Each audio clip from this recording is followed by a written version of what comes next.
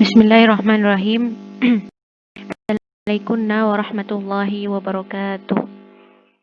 Sobahul khair ya talibat.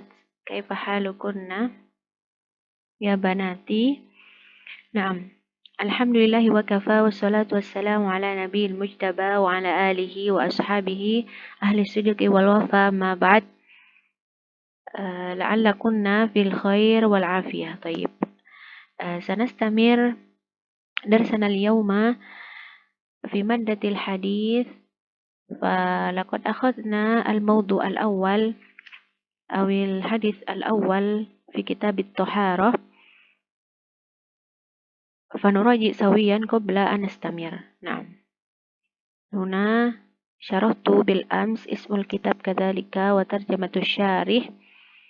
هنا الحديث الأول عن أمير المؤمنين أبي حفص عمر بن خطاب رضي الله عنه قال: سمعت رسول الله صلى الله عليه وسلم يقول: إنما الأعمال بالنيات وإنما لكل امرئ ما نوى، فمن كانت هجرته إلى الله ورسوله فهجرته إلى الله ورسوله، ومن كانت هجرته لدنيا يصيبها أو امرأة ينكحها فهجرته إلى ما هاجر إليه.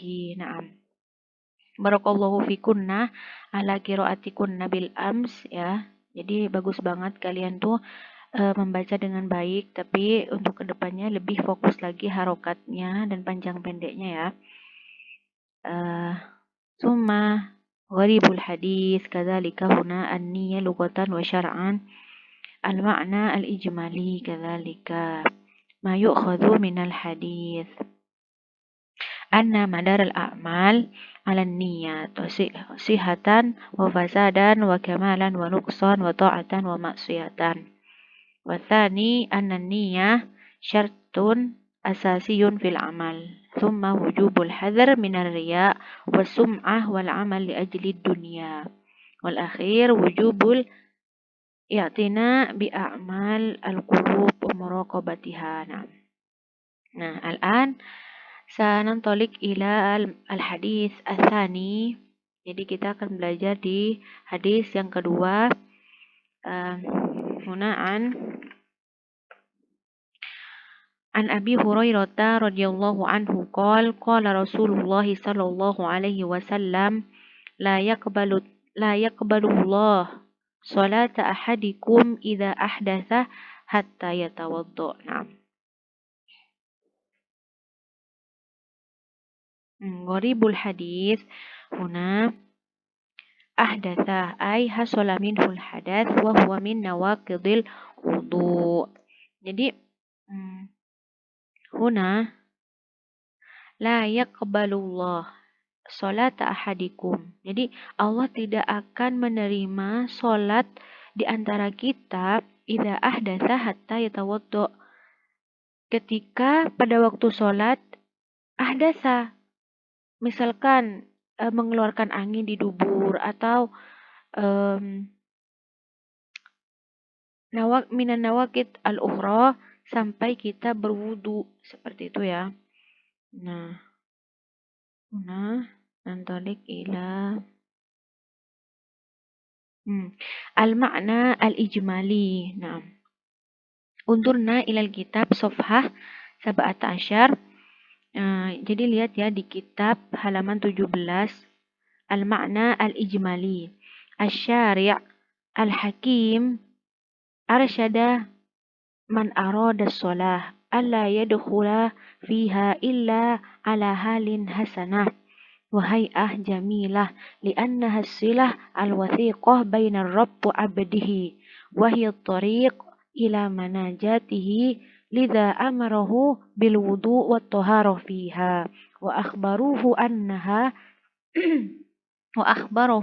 annaha mardudah ghairu maqbulah bi ghairi dzalika. Nah, jadi Allah Subhanahu wa taala ya, asy-syari' itu Allah. Jadi Allah lah yang mensyariatkan untuk bagi siapa yang ingin sholat alla yadkhula fiha illa ala hal hasanah wa hay'ah jamilah sampai benar-benar mempersiapkan kebersihan dan mandor atau pemandangan yang baik. Misalkan baju kita yang bersih, kita yang bersuci juga, wudu dan lain sebagainya. Li'anha silah al-wathiqah bainar rabb wa 'abdihi, karena solat adalah salah satu perantara kita untuk bertemu dengan Allah. Kita akan berhadapan dengan Allah, kita akan mengeluh kesahkan apa yang kita rasakan di depan Allah. Bagaimana kita bertemu dengan Allah sedangkan baju kita kotor, kita tidak dalam keadaan suci ya. Padahal kalau misalkan kita misalkan kepada perilaku kita di dunia, misalkan kita mau bertemu dengan mudir nih ya, mudir minhajul haq. Mungkin kita akan mandi ya kan, terus akan mempercantik diri dan dengan pakaian yang rapi, bersih, bahkan sudah mandi seperti itu ya, untuk bertemu dengan mudir. Nah, karena kalian hormat dengan mudir seperti itu kan ya. Nah, apalagi dengan Allah Subhanahu wa taala. Kita akan bertemu dengan Allah pemilik dunia dan seisinya. Jadi sudah sepantasnya untuk kita mempersiapkan diri lebih dari kita mempersiapkan diri ketika bertemu dengan makhluknya ya. Wahiyat thoriq ila manajatihi, ya, kita akan datang kepada orang yang akan kita keluh kesahkan semua apa yang terjadi dalam hidup kita. Lidza amarahu bil wudu wa taharah fiha. Maka dari itu, karena kita mau bertemu dengan orang tadi, misalkan al-mudir, kita bersih-bersih dan benar-benar baju kita rapi, maka sudah sepantasnya kita sudah mempersiapkan lebih dari itu karena akan bertemu dengan Allah Subhanahu wa taala dengan wudu dan toharoh. Seperti itu ya. Wa akhbarahu annaha mardudah ghairu maqbulah bi ghairi dzalika. Dan kita sudah tahu bahwasanya tanpa wudu atau toharoh salat kita tidak akan diterima ya. Nah, ma yu'khadhu minal hadis, yang bisa kita ambil hikmahnya dari hadis ini atau hukum-hukumnya, yaitu yang pertama, anna salata al-muhdits la tuqbal hatta yatatahhar minal hadatsainil akbar wal asghar ya. Jadi barang salat bagi orang yang batal salatnya karena misalkan mengeluarkan angin dari dubur, la tuqbal ya, di sini tidak diterima sampai hatta yatatohar, sampai bersuci dari hadatsaini. Hadatsaini apa ini? Dua hadas, yaitu akbar dan asghar ya. Terus yang kedua, annal hadatsa naqidun lil wudu wa mubtilun lis shalah in kana fiha. Jadi al-hadas di sini, misalkan mengeluarkan angin tadi dari dubur, itu salah satu yang dapat membatalkan wudhu kita. Nah, ketika wudhu kita sudah batal, sudah pasti sholat itu ikut batal. Ketika kita ada di dalam sholat, misalkan kita di rakaat kedua nih.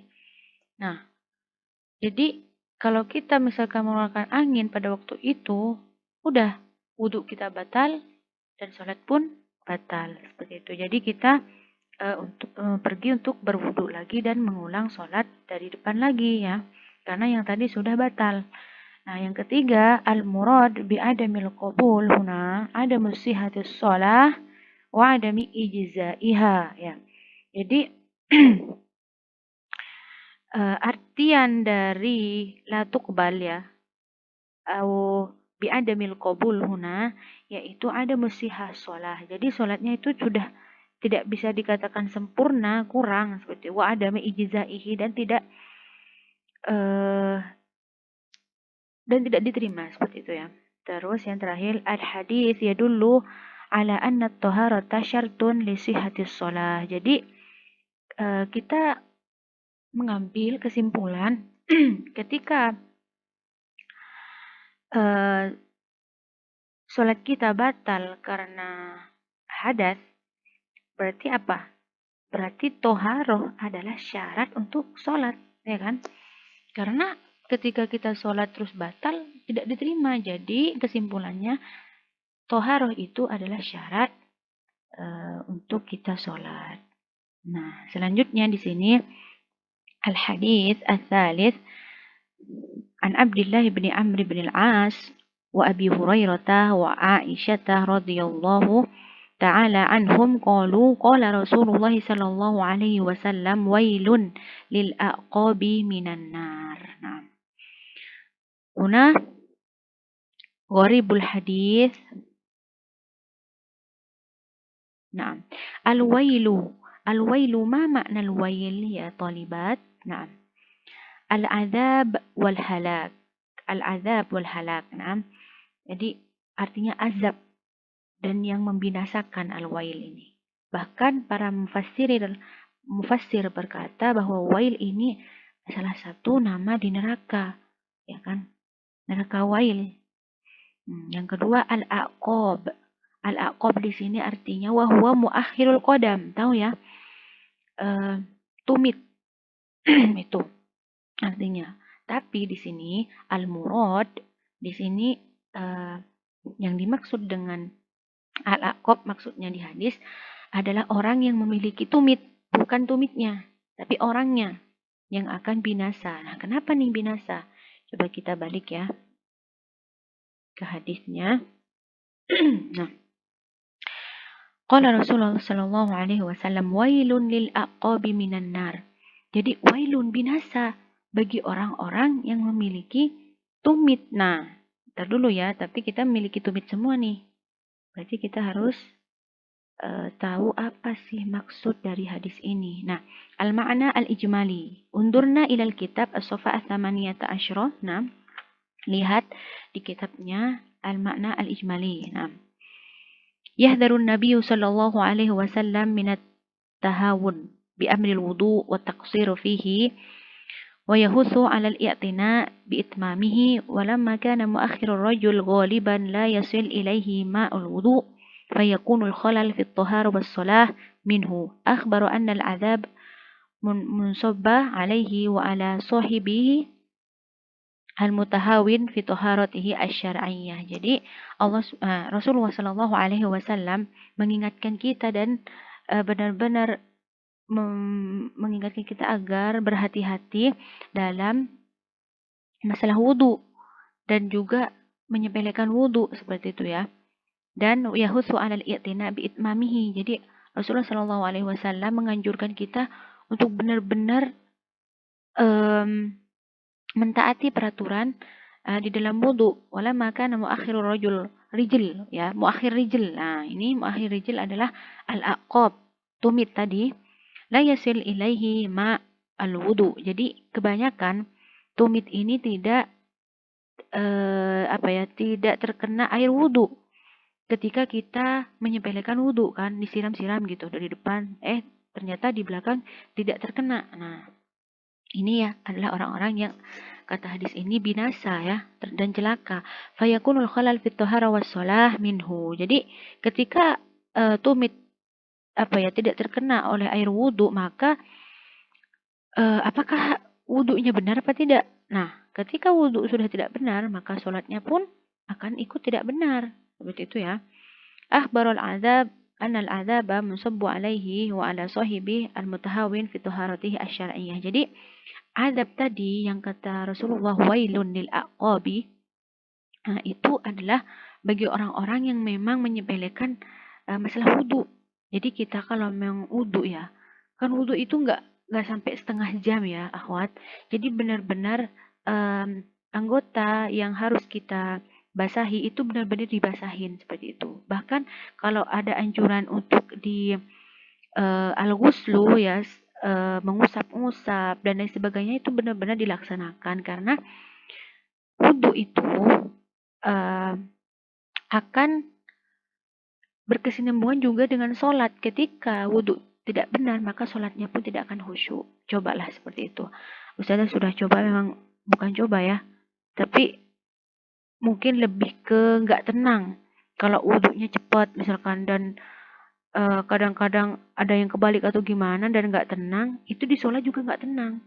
Tapi ketika kita sholatnya tenang dan semuanya eh, airnya sampai ke anggota yang harus dibasahi, itu sholatnya Masya Allah, seakan-akan sholatnya itu juga ikut sempurna ketika wudhu itu sempurna ya.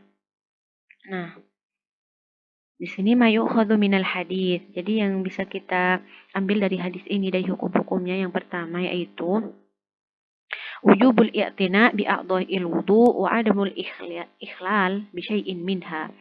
Jadi wajib kita mentaati atau benar-benar kita wudhunya sesuai dengan yang dicontohkan oleh Rasulullah Shallallahu Alaihi Wasallam.